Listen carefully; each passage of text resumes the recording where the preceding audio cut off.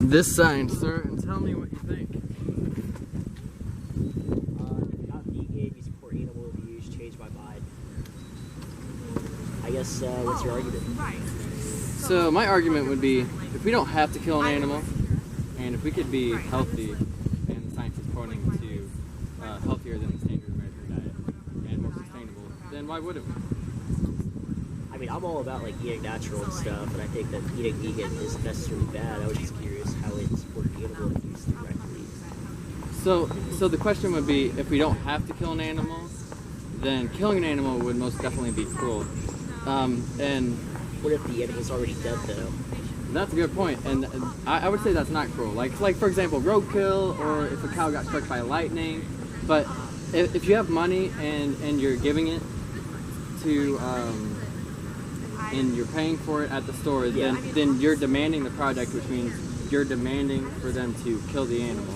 And that's not to mention all of the cruelty that goes on in the process of raising the animal that a lot of these industries try to hide with things like humane, cage-free, free range, and there's all types of evidence, and I can show you videos if you're feeling up to it. It's very disturbing if you're feeling up to it, or you can look into it your own and look actually on government sites of the actual legal processes, which are normal processes, which are very cruel. Like for example, in the egg industry, since male chicks don't lay eggs, they actually grind up baby male chicks alive on their first day. There's a conveyor belt, and the baby male chicks go down it, and then they go into a grinder, which is most definitely cruel if we don't need eggs to survive. Yeah.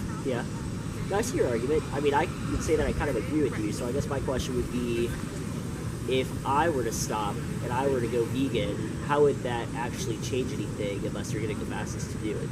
So your individual impact is actually very, very big, especially if we're talking, I mean, not talking ethics, talking sustainability, like water, land usage, but ethics also. On average, well, you can save lives. I guess a good question, have you ever had a pet? Have you ever had a connection with an animal? So if you had that connection, and if you knew that they were going to be tortured and killed and mutilated and cut up into pieces, and you had the choice to stop that, how much would that mean to you? Probably more, because it was more personal. Exactly, and the only difference is it's not personal, but the objective truth is the same. These animals, they have the same capacity to have connections with people as far as cows and chickens, and it's actually amazing that they have the same capacity as dogs and other house You do know that, like, I feel like the bigger thing you're tying into is, like, death and killing off something for no reason, I guess. You know that death is inevitable, right? Yes, Like I completely agree, but I would say that's very, very, very different from what we're doing, where we cram. So we have about 60 billion land animals on Earth right now. That's very different from like necessary death is very, very different from unjustifiable death. Like for example, there's murder, but then there's like defending yourself, right? Yeah. So those are two very different things, especially if torture and mutilation is involved, and especially if there's all these other factors as far as how bad it's destroying the environment, and the #1 killer worldwide, heart disease, connected to saturated fat and cholesterol.